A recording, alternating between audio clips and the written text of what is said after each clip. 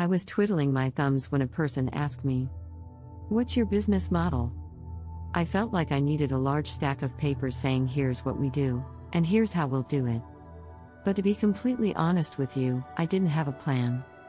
And I've realized most people don't. If you're in a position where you're just simply posting content on social media and hoping for the internet gods to bless you with clients, money, or revenue, you'll be in for a rude awakening. You know you want to create a business, but you're not necessarily sure about how to make money.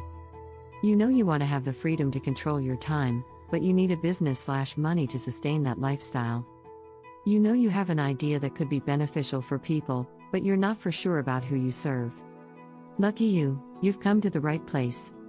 Stay with me here. In this article, we'll talk about creating a business model that fits your lifestyle, is built to scale, and allows you to get paid. Ready? Let's get into it. Your business is not your life. There's this common annoyance that I see often within the entrepreneurship space. People tout about how much money they make, but they don't talk about the challenges it took to get there. "Oh, I make 10K months. But I often miss dinner with my families and work till 2 a.m. every day." Yeah, nope. Listen, before you can talk about how much money you want to make, identify what lifestyle you want to live after you've hit your financial goals. It may seem cliche to do this, but people don't realize that the moment you hit your time/financial freedom goals, it's harder to imagine a life outside of your business. For myself, my identity was my business, for a long time.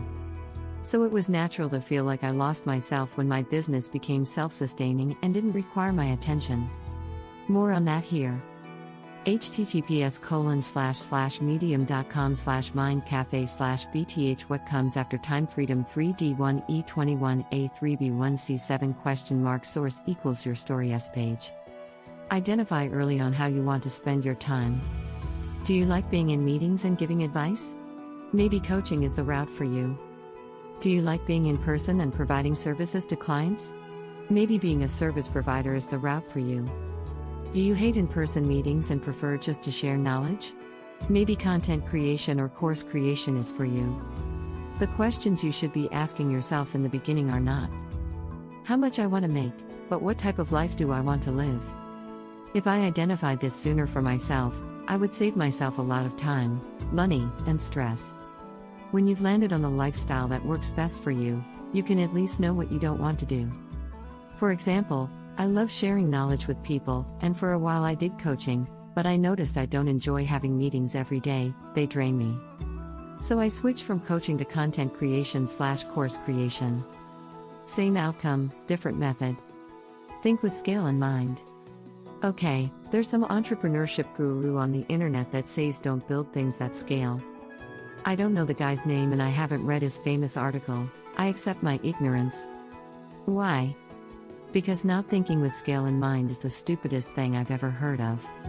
I've seen this repeatedly where businesses focus way too often on their sales before they focus first on their client delivery. You know what happens when you go viral or get 1 million customers? Your systems break, and part of you will too.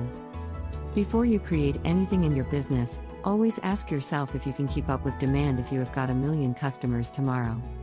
With this in mind, you'll already do things differently. For example, maybe you won't manually send a welcome email to every customer. It may be best to automate your client's welcome email.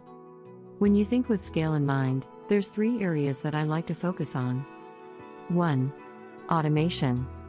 Are there any repetitive tasks that I could automate with tools like Zapier? 2. Outsourcing.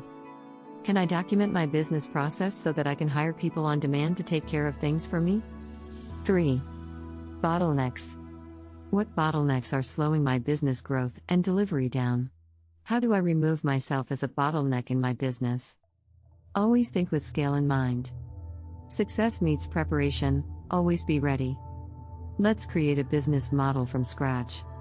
I've kept you here long enough. It's time for me to get into the business model building. Look, there are a lot of fancy models out there, but depending on the stage you're in, they don't apply. In my mind, creating a business model answers this basic question. How do I get paid?